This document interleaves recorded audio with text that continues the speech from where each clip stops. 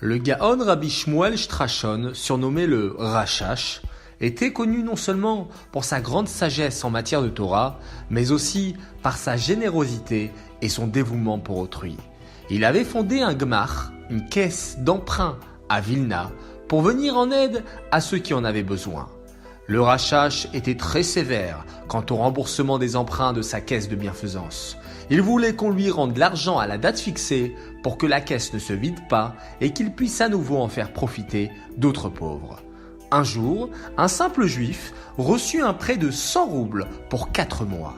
À la date fixée, le juif se rendit chez le Rabbi Shmuel pour lui rendre l'argent. Mais Rabbi Shmuel n'était pas chez lui, il était à la synagogue. Le juif s'y rendit et il trouva le Rachash penché sur une guémara. Le juif s'approcha de lui, posa l'enveloppe contenant l'argent sur la guémara et dit « Voilà la somme que je vous devais ». Le Rachash était absorbé dans son étude. Il hocha seulement la tête et l'homme s'en alla. Le Rachash oublia toute l'histoire et poursuivit son étude. Quand il eut fini d'apprendre, il ferma la guémara. L'enveloppe resta à l'intérieur du livre sans qu'il y fasse attention. Quand le Rachash vérifia les comptes de la caisse d'emprunt, il remarqua qu'un emprunt manquait.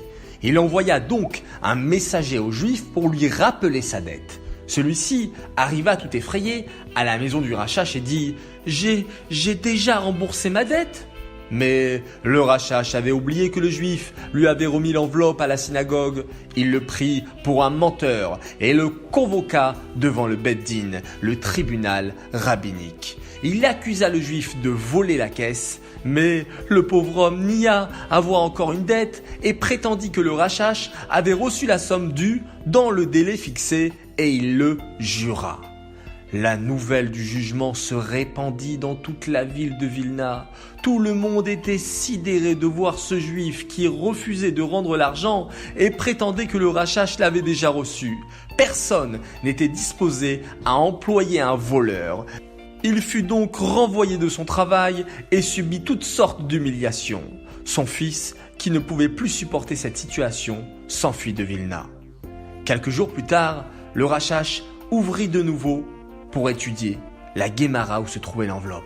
En feuilletant les pages, il l'aperçut et se souvint de toute l'histoire. Profondément ennuyé, il fit appeler le juif chez lui.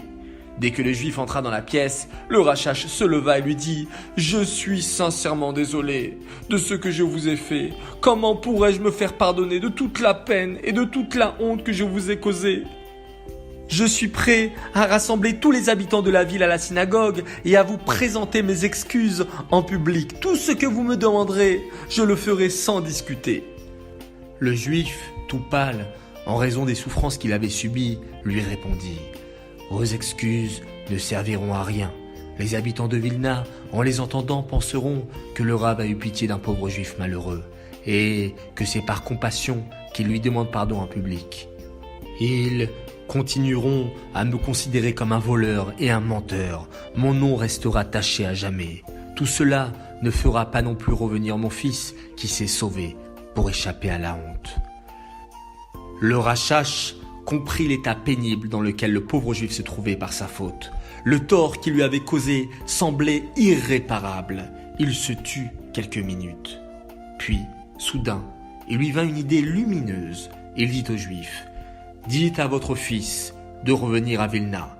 Je le choisis comme mari pour ma fille. Cela fera disparaître tous les soupçons immédiatement. » Le juif fut tellement surpris qu'il ne sut que répondre. Il n'aurait jamais imaginé une telle solution. Après quelques jours, on fêta à Vilna les fiançailles du fils de ce juif avec la fille du Rachash. Les habitants les plus respectables de Vilna participèrent à la fête. De cette histoire, nous apprenons à faire attention à ce qui sort de notre bouche, ne pas juger trop vite et surtout, une fois le tort causé, tout de suite trouver toutes les solutions pour réparer et arranger.